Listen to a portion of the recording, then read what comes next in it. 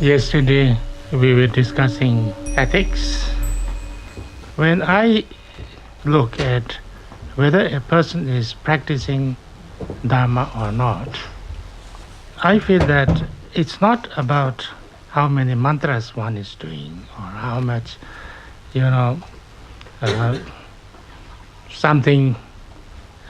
many times the one is going to the temple or, how many teachings one is attending or how many days of retreat one is doing. It's how you are actually practicing, and how you are practicing means how much you live by the teachings, and that is ethics. Yeah. If I am living by those ethics, that I, my life I live without, harming myself and others, and I'm living in a way which is a little bit, as much as possible, I am doing positive things in life, then I think I am practicing Dharma, and I am living a purposeful life. To me, it doesn't matter whether you say you are Buddhist, or you are Christian, or you are follower of any particular religion, or you are not believer in anything. Even if somebody who is not believing in anything, but if that person is living a life which is ethical, that person is, to my mind, is practicing Dharma very well. And from Buddhist point of view, if that person is living life in an ethical way and then developing a certain kind of kindness and compassion, that is what we call practicing the, and whatever positive results or, positive karma you are talking about, it's there. There's nothing else necessary. Of course, I don't mean to say that you should not do those things. It's very good to meditate, it's very good to do, practices, it's very good to listen to teachings, it's very good to practice, it's meditation and, retreats and all kind of things. They are very good, they are very important, but that's not, if we are not, living in the right way or positive kind of a little bit ethical way, then, alone those things would not be too much Dhamma practice. That's what I understand. Now these ethics, it's very simple. Actually, it's very simple. As I think most of you know about this 5, as a Buddhist, 5 precepts, and then we have also this 10 positive and negative dates. So we need to, a little bit reflect on that. 5 precepts. I think we discussed a little bit about the first one, killing, because killing, nobody wants to be killed, except, sometimes, in a very special occasions. There's always special occasions, that's another matter. There is almost nowhere where there are no exceptions, I think this is also important, because if, we usually talk about the 6 paramitas. 6 paramitas is the most important practice, but there is also, kind of too much of 6 paramita which is also kind of not so good, There is also exceptions. There are also exceptions, and in the same way, everything. The second is stealing. Stealing, taking somebody's, somebody's belongings by force or in secret, or through some, kind of cheating way, or in a kind of way that you, without the agreement of the other person, or without the consent of the other person, you take away his things or his or her belongings because of your greed, your attachment, or if you take away something from somebody, that's harming him, then it's okay, I think. Like if somebody is about to, bomb a place, and if you can forcefully take that bomb away, I think that's not bad, but if you have an iPhone or even an iWatch, I got an iWatch. I don't think most of you have iWatch, so I wanted to show off to you today.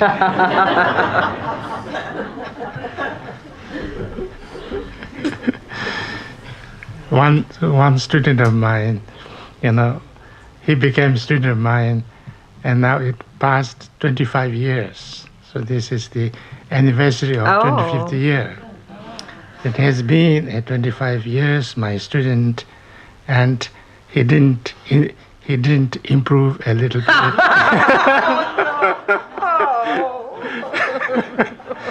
No, I'm sure he did improve.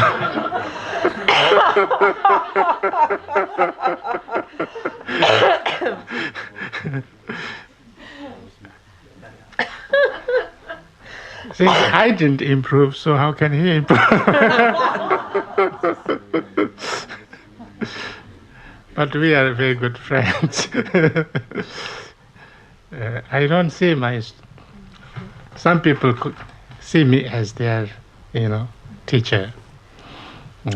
I don't see them as my student. I see them as my friend. I don't have the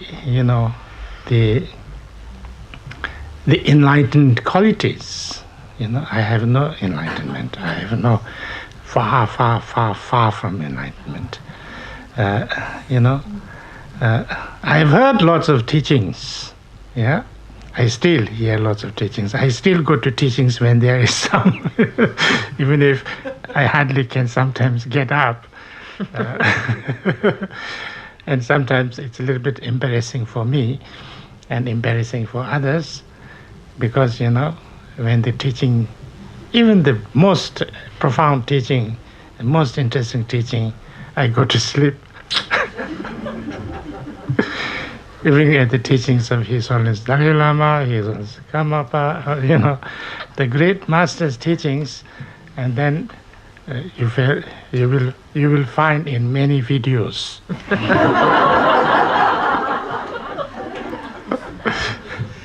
You will find in many videos, because there are lots of videos, and they kind of, because of my name as a Tulku, they give me lots of kind of attention, importance, and put me on the dais, on the the stage. And sometimes I happen to, maybe somebody doing with bad intention, I don't know.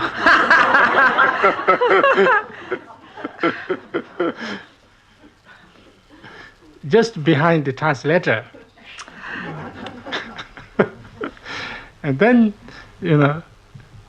it's horrible to see for me that, the whole time, the translator is translating, and the focus is on him, and then you see behind him me like.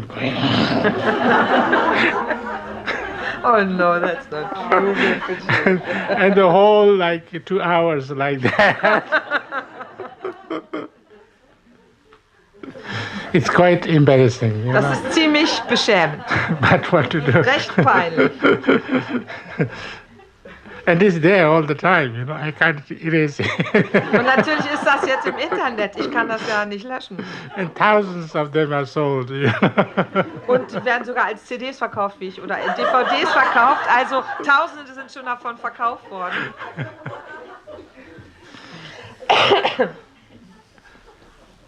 Yeah, what I was saying was that sometimes people come and said, I want to become your student. Can you accept it? I said, why not? I never rejected anybody. Why should I? I teach to everybody. But I tell them that, you are welcome to be my student. I try to do whatever. We try to work together as much as we can. But you must understand that I have nothing to teach specially for my students. Whatever I have to teach, I teach to everybody, There's nothing secret thing that I have kept only for my students. There's nothing like that, I tell them. And that's true. There's nothing special I have teach only for my students and others, nothing, nothing like that. I also tell them that if you want to become my student or if you want to regard me as your teacher, that's very good, I have no problem, but that doesn't mean that you should not learn from other teachers, You should go and learn from any other, genuine master, because, the more you listen from different genuine masters, the more you learn and the more you are inspired. And that's very good because, if you just totally rely on my teachings, it's just one thing. And I don't think I teach something totally wrong. I try not to teach something totally wrong, but who knows? Who knows? And then, so of course, there are very many great masters now. Still we have very many great masters. So why not, learn from them? It's very important to learn from them. So that's what I tell. And sometimes people have a little bit they've been told that you have to select your master very carefully. There was many like that, but one person he said, I know you for 9 years, and I've been receiving teachings from you for 9 years, and we are together for 9 years. Isn't it time that I tell you that I am your student? I said, why not? Someone like that also, I don't know, after 9 years he knows me better or not.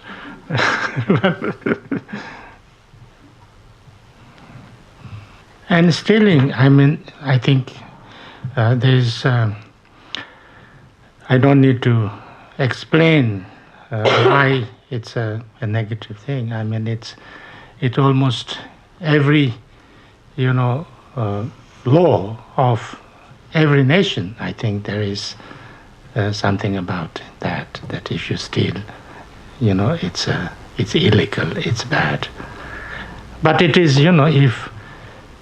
if I steal, that's also, when stealing or taking something that doesn't belong to me, immediately creates, the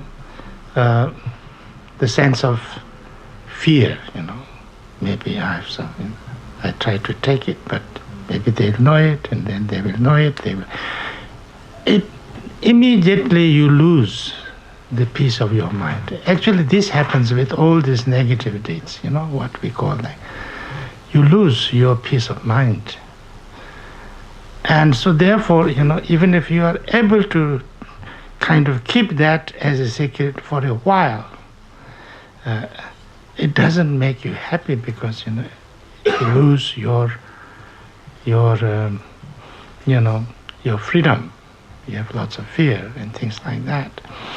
And of course, it has its other, and because somebody lost something and then you take it, and so therefore there's lots of negative karma about it. But also, it's not the good way of, if we want to have something, if we want to improve our economy or something like that, we need to try to find a way to get whatever we want in a more honest and genuine way. And then if we do that, we'll feel much more happier and much more, confident and things like that, not through stealing.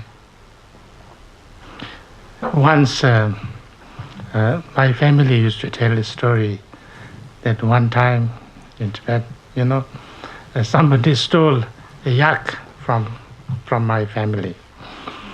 And then he came to the family because he was living nearby. They all knew each other. And then he said that, "Oh, I'm so sorry that you lost your yak." He says, "What?" Nobody knew that they've lost their yak. Nobody informed that they lost their yak, but he said, "I'm so sorry." And then they knew that he was the one. And when we talk about stealing, then the most kind of worst kind of stealing is regarded as stealing the public thing, like of the sangha, that something that belongs to the sangha or to the community, to lots of people, or together. Then if you steal it, it is regarded as the worst, because it's something that affects everybody else, lots of people. I think this is what we call usually the corruption. That kind of thing is regarded as very negative. And then robbing, forcefully taking. You say, if you don't give me, I will do something wrong with you, or things like that. That's also robbing. It's very bad. But sometimes it is like, once in Bodhicharya, a long time ago, they invited a Lama. And then somebody in the Sangha, somebody asked, "What do you need? What do you want? We want to offer you something. What do you want? Please tell us what you want." And he said, "I'd like to have a car." "Yeah, give me a car." And they called me, The Lama says he needs a car. Nobody in the Sangha has a car. And then we discussed, and we decided to buy a toy car.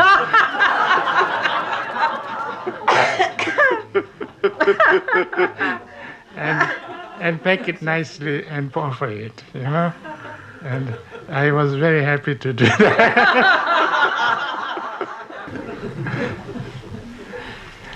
And it's like that, I think it's very important to understand this, that if somebody, I really wanted to say this. I should say this now when I remember.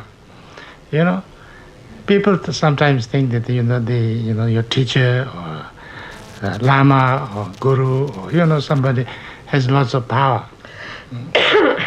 Actually, the power is given by the students. If the teacher has power, it is given by the students. If the Lama has power, that's given by the disciples. If a leader has power, that's given by the followers. So we are the one who give power to them. I think this is very important to understand. If we don't give them power, they have no power. So it's in our hands how much power we want to give or not. I think this is extremely important to understand. If somebody asks me, even if it is he's supposed to be my teacher or whatever, if he asks me something, if I'm very happy, if I think it's a good thing to give, I think I can give, no problem. If I feel that that's good to give, and I want to give, and I have something to give, and whatever it may be. If I feel that I don't want to give it, or it is not nice, and it is not useful, and it's not good for me, and not good, I say no. Why should I give? I don't need to, and I don't need that kind of a teacher. I don't need that kind of, leader. I don't need that kind of this. So I don't need to make that thing.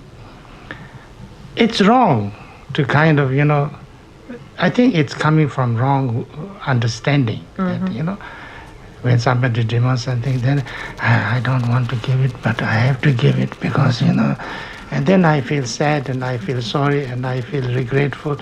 That's not good, That's everywhere it is said in the text, in the books and things like that. You should not give anything. You should not do anything.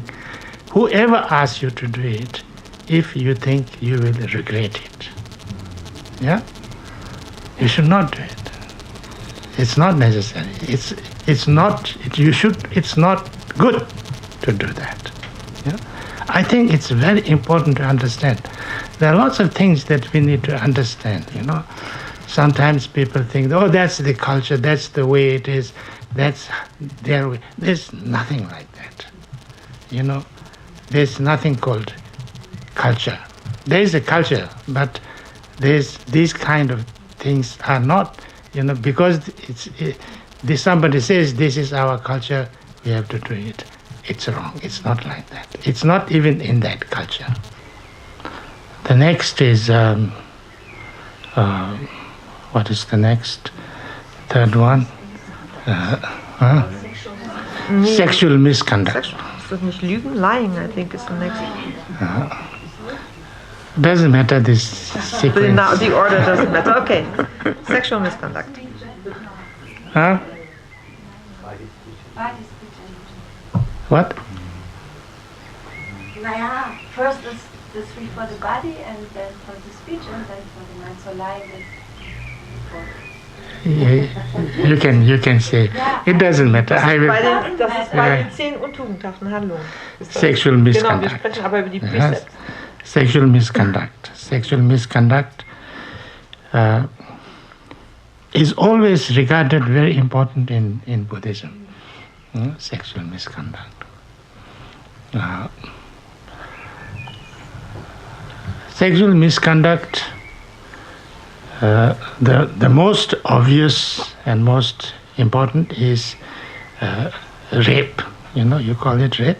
Yeah. You forcefully having sex with somebody without their consent. That is the most obvious sexual misconduct. Then sexual misconduct also includes, having sex with the wrong person at the wrong time, in the wrong place, things like that. Like having sex with somebody who is, not your, not your wife, or not your, you have a wife and then you're having sex with somebody else. That's called, what is that called? Adultery. Adultery. and that's also sexual misconduct. And then even if somebody is your wife, that she is in a not a kind of like if she is sick, or is not in a condition like she is pregnant or sick, or she's mourning, or she has is not in the right time, then also it's called sexual you do it like forcefully, or without the consent. Then in the wrong place, that's the wrong time and the wrong place, is that you have sex where they should not be, like in the public place, or in the temple, or something like that, or where people feel very embarrassed and people feel not good about, it bothers lots of people. That kind of thing is also sexual misconduct. And then also, of course, minors, too old, too old, too young, too kind of what can you call it? Too sick and things like that.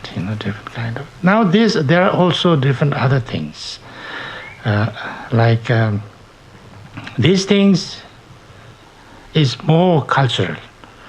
Like some, if you are related, if you are somehow related, then to have sex is not regarded as it's misconduct.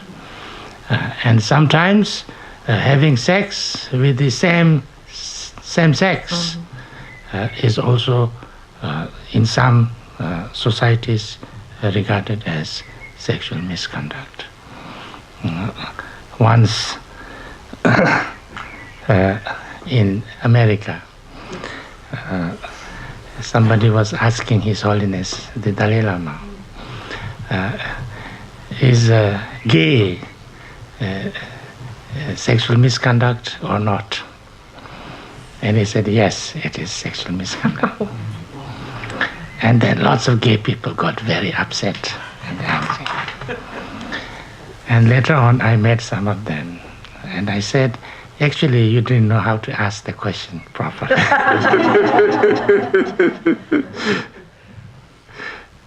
Anyway, it's these things depend on on the society, on the society, and because it's a it's a social matter. It's a social matter. So therefore, there are lots of things. If everybody sees that as something totally unacceptable, then it's not, it's you can't say it's okay from that point of view. From say like Buddhist point of view, it's okay. You can't say that. But it depends on how how,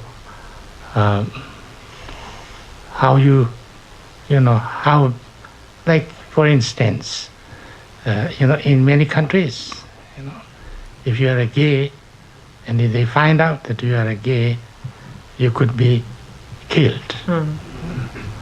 And in that country, if you say being gay is okay, it's not, then it doesn't work. I have started a gay Buddhist center, a group in London.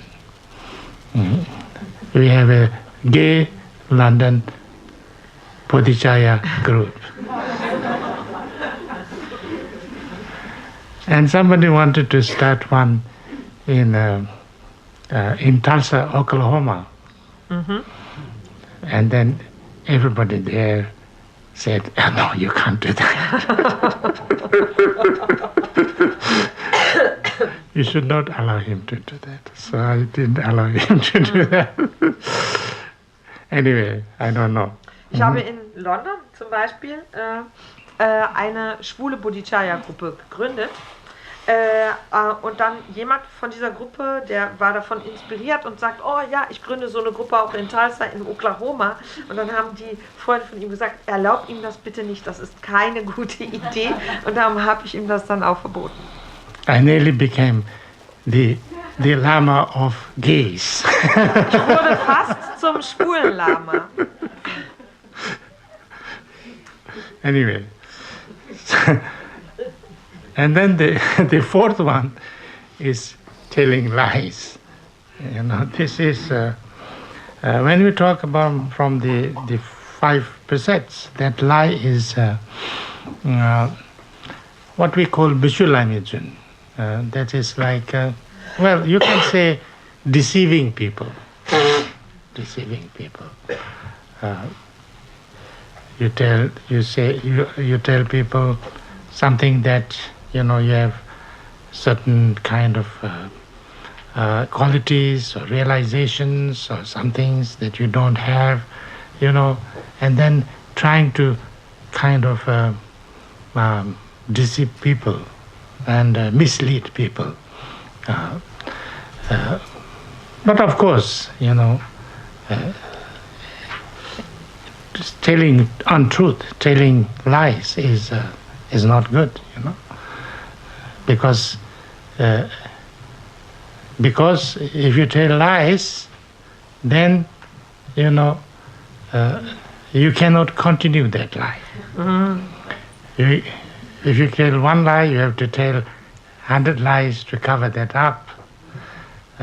And so many times, if you told a lie, then you forget what you told.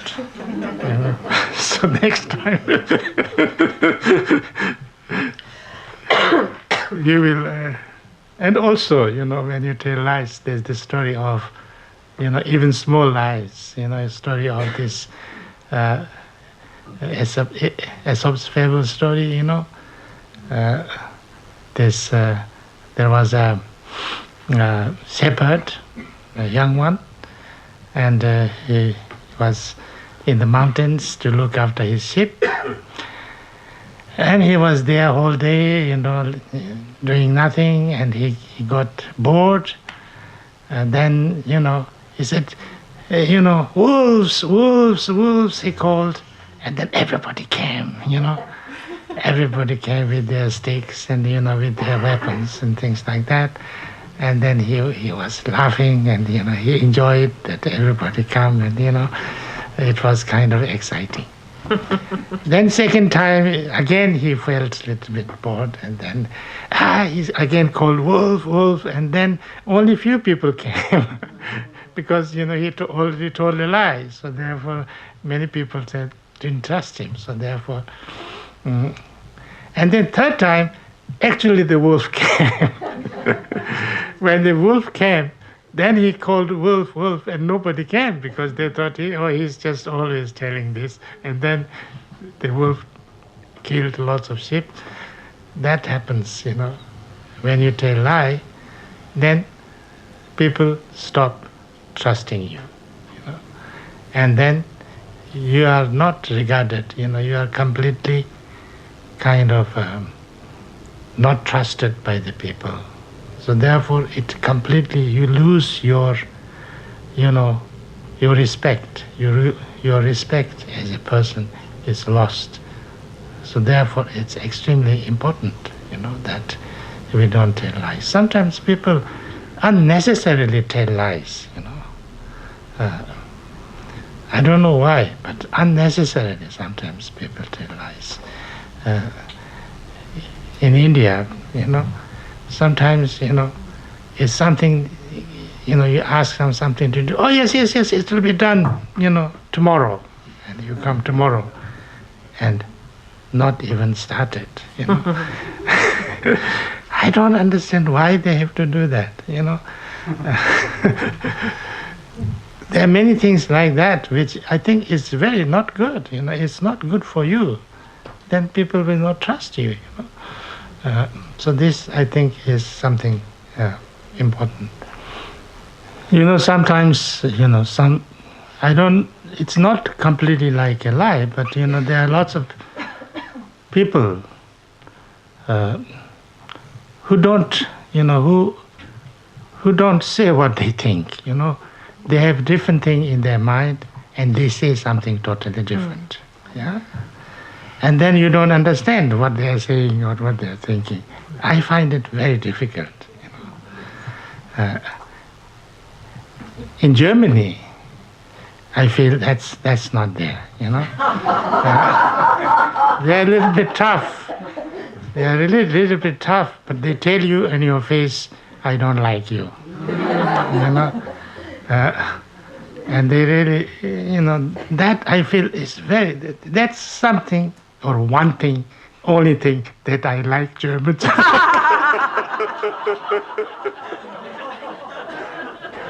But that's only in Berlin, Rinpoche, that people tell you in your face that they don't like you, yeah. It's not others? It's not now. This is typical Berlin. That I really like very much because I can totally trust them. Okay, he doesn't like me, he likes me. What they tell is what they feel, And then you kind of, then you are, So, and also, if they don't like something, they say they don't like, and then they like, or, whatever is in their mind, they tell. I think it's good. I don't know if it is the best policy or not. I think it's very difficult for some place, but And then this is not in the 5 precepts, but in the 10 we have different other things pertaining the speech, like divisive speech, which is regarded as negative. Divisive speech is like creating conflict between people. Like you go to him and tell something, and then go to her and tell something, so that they have they have conflict. If they are already enemies, then make them fight. If they are friends, make them enemies. So within friends or within enemies or whatever, you say something to make divide, which is very negative, because it is we should try to bring peace. We should try to unite people, to bring there's no need to. So that's one. And then another is chitu, harsh speech. We call it harsh speech, but something like there's what we say. Sometimes what we say is not important, but how we say is important. If you want to say something, then we can say it in a way that really hurts people, because the speech is a special thing for human beings. In the end, the most kind of a unique thing that we humans, unique quality that we humans have, is the speech.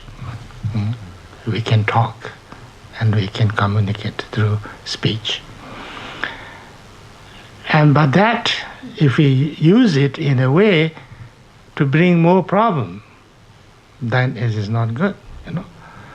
So harsh speech is something that I say something that would hurt somebody very much. That's and there you can, if you want to give some, if you want to express something, we need to be careful how we say it. Sometimes we can say it in a nicely, so that you don't hurt very much. I always talk about this advertisement in India. About what? TV advertisement. advertisement.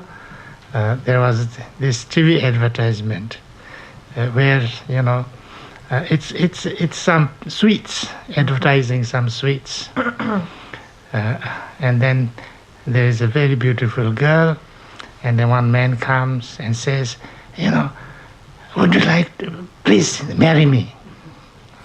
He kind of gives it whatever, flower or something, please marry me. And she says, no, never, And then he gets very hurt and goes away. And then another one comes and he gives this sweet, and then she takes it. And then he says, please marry me. And then she says, no, never.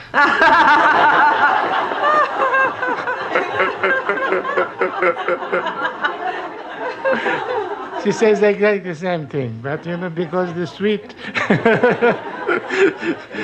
she says it in a better way, so he doesn't get that hurt.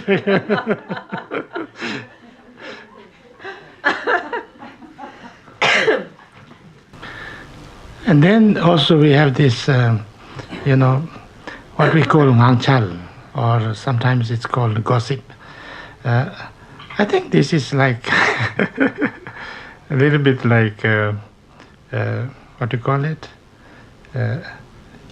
If you play all the time on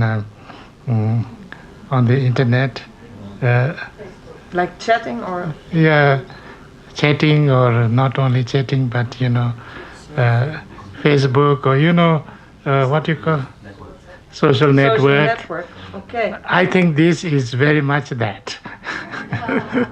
Because you get very addicted, and you are communicating in a way, but really not much of purpose, and it kind of you are completely wasting your time and other people's time, and not really getting anywhere, but you are completely distracted. And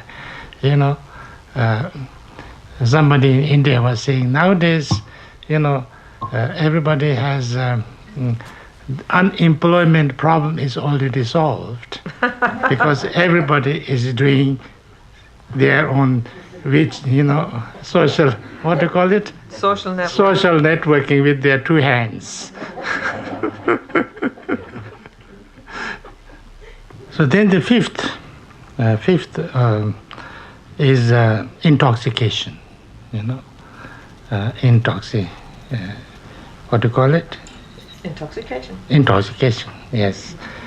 And taking something, some substance to make you intoxicated. And that is regarded as another, important thing. Because, if you are intoxicated, then you lose your awareness, your consciousness, your mindfulness. And then you can do lots of things that would be harmful to others and harmful to yourself. You can cause accident, but you can also do lots of things that you should not be doing. There's this traditional story, traditional Buddhist story, that there was one monk, and then he was doing some retreat in a kind of solitude place. Then a local girl kind of fell in love with him, and then she came there with a goat and I think that time it was a pot of liquor. And then she said, you have three choices. Either you kill this goat, or you drink this pot of liquor, or you sleep with me. Otherwise, I'll jump over this cliff and die. So he was in a little bit of a problem. And then he thought, I can't let her die, of course. But I should not kill the goat because, that's not good. That's killing. So I think it's better that I drink this pot of, because then I'll have a nice sleep and that's it. So I should not sleep with her because then I will be losing my monkhood. So he did that, and in the morning he found out that he had killed the goat and he had slept with the girl.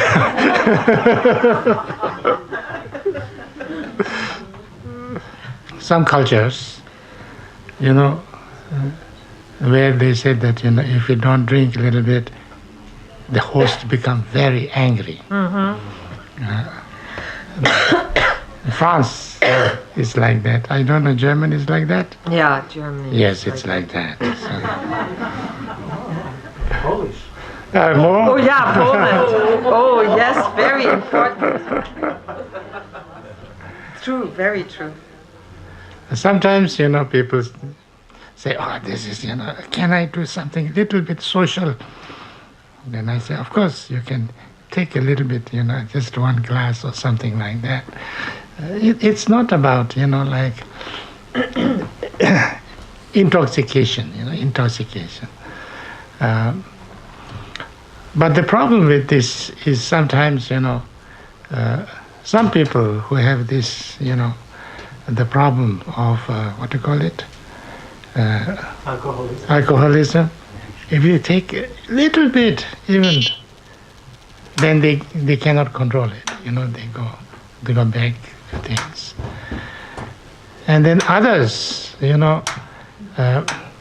if you can control, then it's okay. But if you take a little bit, then you want to take a little more, a little more. And I think same with not only alcohol but all drugs and things like that. So this is something need to be very careful about.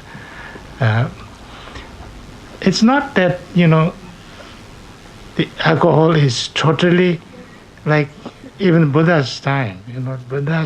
Buddha allowed monks to drink some alcohol for medical purposes. For medical purposes, if it was completely necessary, he allowed. But he used to boil it so that it becomes less things like that.